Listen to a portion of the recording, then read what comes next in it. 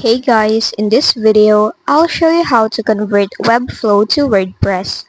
For this, we need to use a Chrome extension, and we'll be using Udesly. So first, go to the Udesly site. Once you're in there, on the top right, click on Discover the app. Now, scroll down until you see the Chrome extension option. Go ahead and click on Install Now. Then, add it to your Chrome browser. A pop-up will appear. Just click to confirm.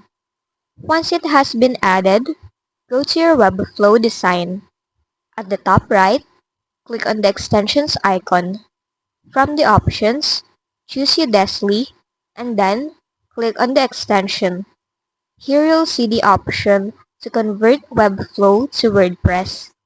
Go ahead and configure the attributes. As you can see, you need to export your project to the app. So now, go back to your Webflow design.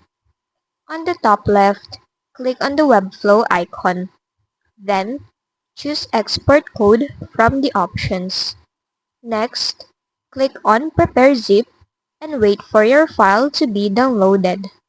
Once you have your file, go back to Udesly.